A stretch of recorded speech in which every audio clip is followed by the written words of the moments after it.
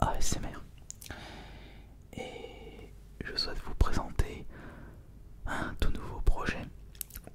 C'est pas un projet qui me tenait forcément à cœur au vu du contexte, mais je suis quand même content d'avoir retransmis toutes mes tristes histoires à travers un livre. Laissez-moi vous présenter mon premier livre, mon quotidien, le cyberharcèlement. Pour ceux qui me suivent depuis très longtemps et depuis mes tout débuts sur cette chaîne ASMR, vous avez certainement dû remarquer le nombre d'insultes dans l'espace commentaire de mes vidéos et surtout le nombre de dislikes. J'avais à l'époque beaucoup plus de dislikes que de likes, mais depuis l'arrivée du pourboire ASMR et de tout votre soutien, cette chaîne ASMR s'est retrouvée sans haineux. Mais cela ne signifiait pas qu'ils étaient vraiment partis. Ils étaient restés sur ma chaîne principale, Astérion. Et surtout, le cyberharcèlement ne s'arrête pas uniquement aux insultes et aux dislikes. Ça va beaucoup plus loin. Je considère justement les dislikes et les insultes comme la partie visible de l'iceberg. Et il y a tout le reste, des méthodes malsaines utilisées en privé. Laissez-moi vous lire pour commencer la synopsis de mon livre qui est disponible sur Amazon. Vous avez un lien dans la description si vous désirez vous le procurer en version livre broché ou version digitale. Et si justement vous désirez soutenir la chaîne. Les insultes et les diffamations ne sont que la partie visible du cyberharcèlement, tel un iceberg de haine composé d'internautes froids dans leur âme. La partie cachée est plus horrible, avec des méthodes qui rendraient n'importe qui paranoïaque et dépressif. Cette violence croissante est devenue mon quotidien depuis des années.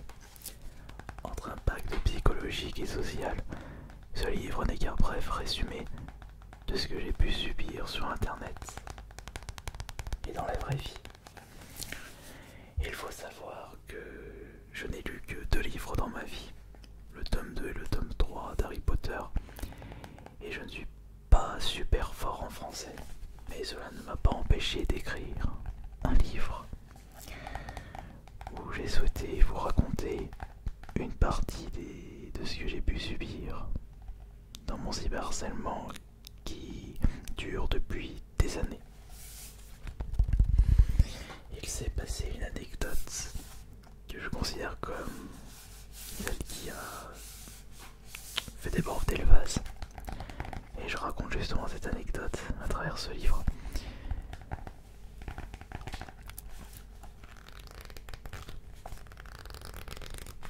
Et je souhaite vous lire l'introduction de ce livre à travers cette vidéo ASMR pour vous donner justement un petit ordre d'idée. Sachez que je ne suis pas Victor Hugo et que je ne suis pas Stephen King. Ne vous attendez pas à une écriture pointilleuse, mais je voulais rester simple et surtout retransmettre tout ce que j'ai pu subir. N'oubliez pas que le cyberharcèlement est quelque chose de très grave qui peut mener à une profonde dépression. Fort heureusement, ça m'est pas arrivé, grâce au soutien de ma famille. À votre soutien bien entendu, et également à mes passions.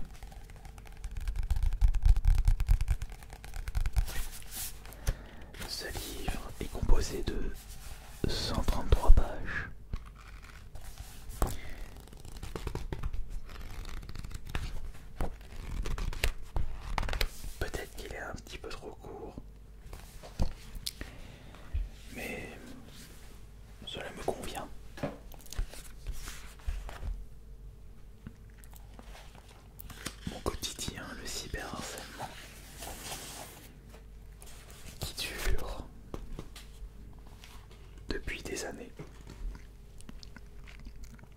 Astérion est le nom de ma chaîne principale avec le logo.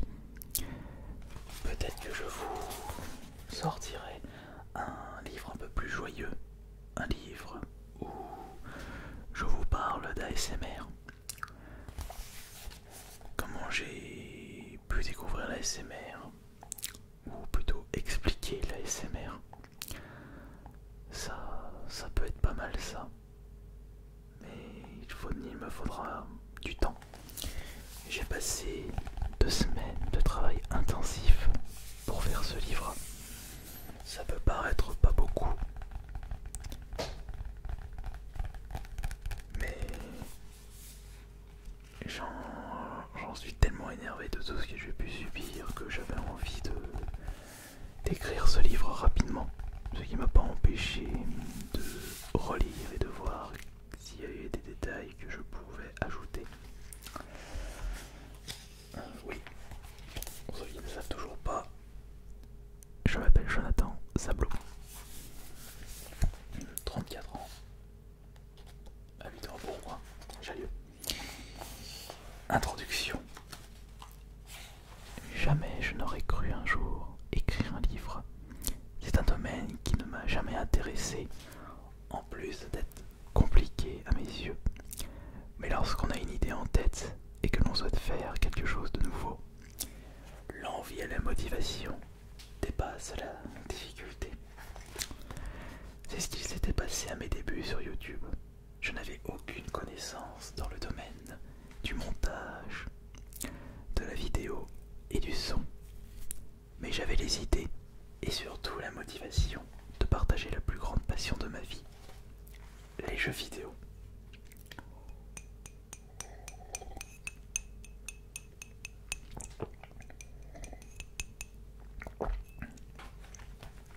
J'avais créé ma première chaîne YouTube le 16 janvier 2008. À cette époque, peu de personnes en France connaissaient l'existence de cette plateforme. Nous n'étions qu'une poignée à partager du contenu régulièrement, et ça, avec les moyens du bord. Le matériel nécessaire n'était pas aussi accessible à l'époque, sans compter l'absence de tutoriel. La qualité vidéo n'était pas au rendez-vous, mais qu'importe, nous étions satisfaits de nos vidéos à 240p.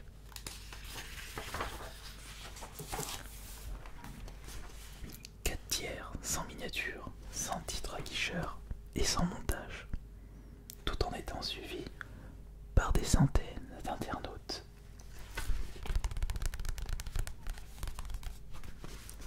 À force de m'intéresser au domaine de la vidéo et de partager mes créations, la qualité de celle-ci augmentait petit à petit.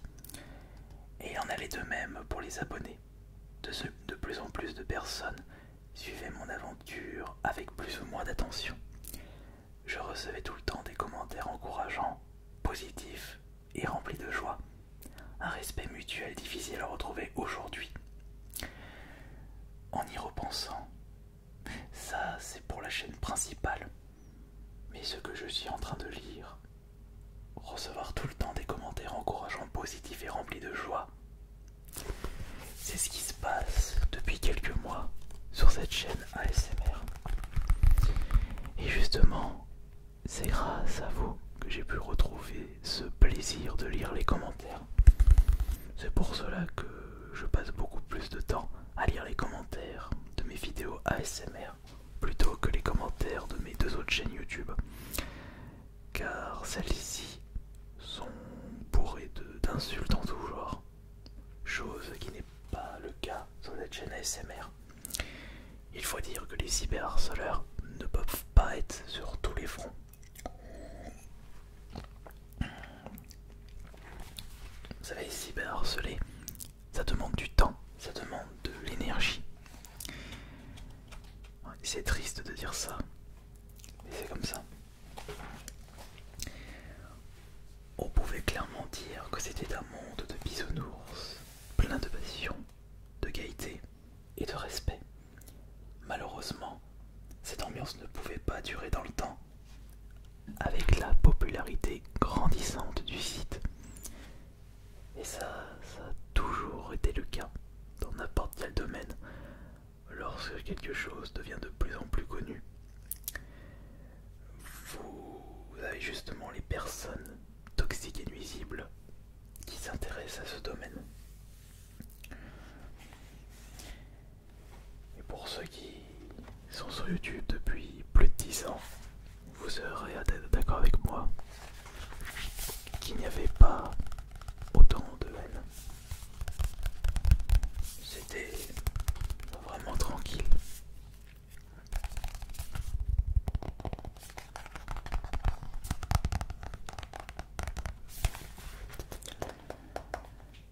Plus un domaine devient connu, plus cela attire de nouveaux publics, et dedans se trouvent des personnes froides, des frustrés de la vie, des déchets de la société,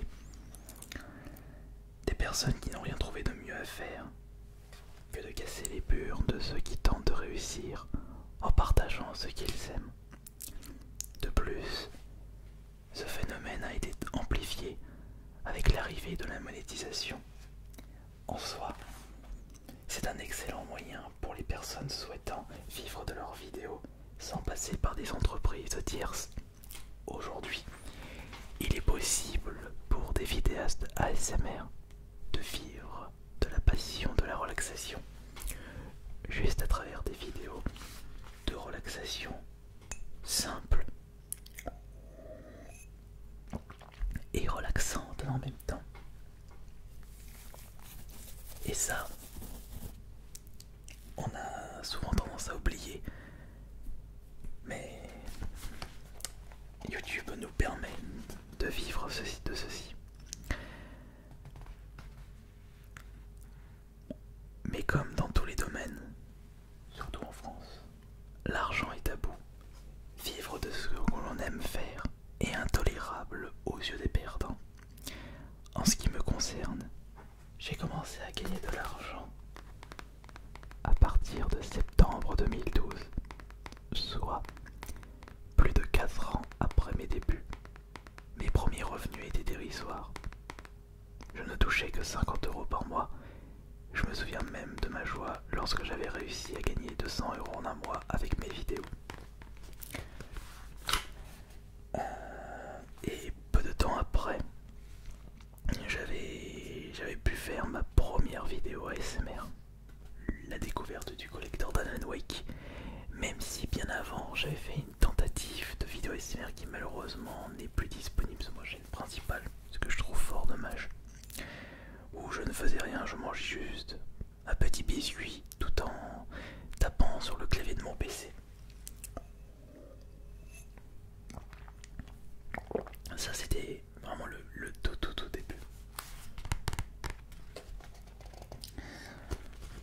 C'était une fierté personnelle, un plaisir que je n'avais jamais ressenti auparavant. Pouvoir gagner de l'argent à travers une passion. On retrouve ce phénomène dans la dernière saison d'Agritsuko. Je n'en dis pas plus. Mes revenus augmentaient doucement, mais sûrement, et au moment où j'avais réussi à générer le même salaire que mon métier de l'époque, équipier logistique, je me suis dit qu'il était possible de vivre à 100% de ce que j'aime faire dans la vie. Et ça va faire 4 ans que je vis de YouTube, de la chaîne principale, mais également de la chaîne ASMR et du reste. Et c'est grâce à vous. Et j'ai remarqué que beaucoup de vidéastes ont tendance à oublier ceci. C'est grâce au public que des personnes peuvent vivre de leur création.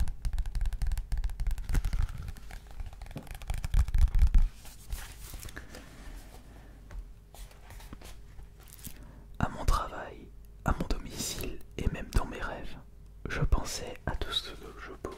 Pardon, excusez-moi. Je pensais à tout ce que je... Oh, c'est le soir. Je pensais à tout ce que je pouvais faire en gagnant ma vie grâce à YouTube. Plus de vidéos, être plus présent sur mes réseaux sociaux, partager ma joie de vivre à un plus grand nombre. C'est vrai que si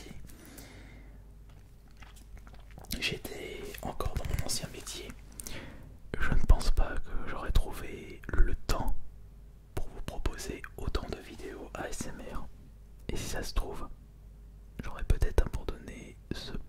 chaîne Alice Minotaur. Et jamais je n'aurais atteint les 100 000 abonnés. Normalement, d'ici 2 semaines, on aura atteint cet objectif. L'objectif de l'année.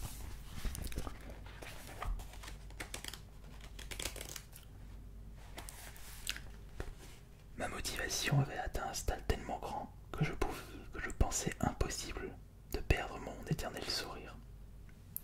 Quel imbécile j'étais au moment où je commençais à annoncer mon souhait de consacrer l'intégralité de ma vie professionnelle à la création de vidéos. Cela n'avait pas plu à une petite minorité, des personnes jalouses, mauvais esprits, qui ont décidé d'utiliser tous les stratagèmes inimaginables dans le but de détruire ma carrière de vidéaste. On peut même dire que ces personnes veulent détruire ma vie. À travers ce livre, je vais vous partager toutes les méthodes obscures et infâmes que je me suis prise en pleine face durant toutes ces années que certains iront considérer comme déprimantes. Chaque chapitre représentera un niveau de haine. Nous commencerons avec le plus soft pour terminer avec le plus cruel. Vous avez beau avoir du plomb dans la tête, vous avez beau être fort psychologiquement, rappelez-vous juste que tout comme vos muscles et vos organes, votre santé mentale est quelque chose de fragile, qui peut être rongé par des événements que vous n'avez jamais souhaités. J'espère ne pas vous dégoûter de la vie.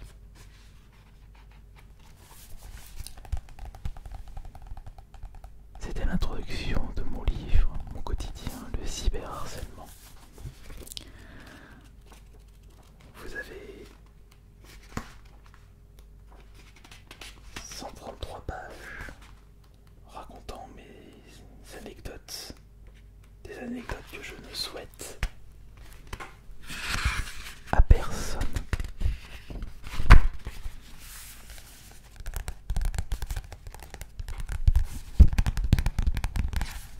Jamais je n'aurais cru un jour faire du tapping sur mon propre livre.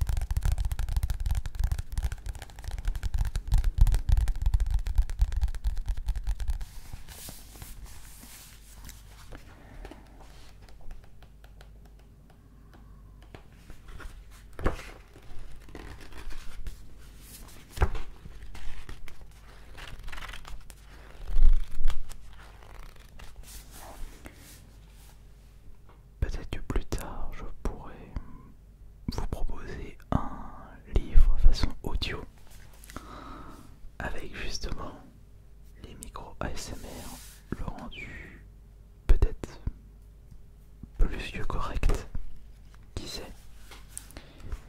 Il faudrait que je me renseigne comment faire ça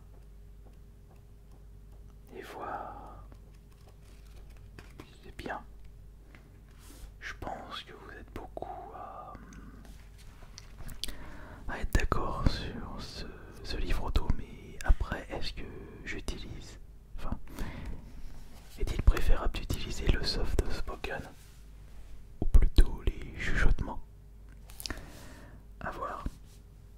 Quoi qu'il en soit, ça a été extrêmement compliqué pour moi d'écrire ce livre, puisque celui-ci retrace toutes les anecdotes les plus tristes que j'ai pu subir lors de mon aventure YouTube. C'est la face cachée. Et juste parce que certaines personnes ne voulaient pas que je vive de ma passion et m'ont fait subir toutes les pires saloperies qui existent. Merci beaucoup pour les personnes souhaitant commander ce livre.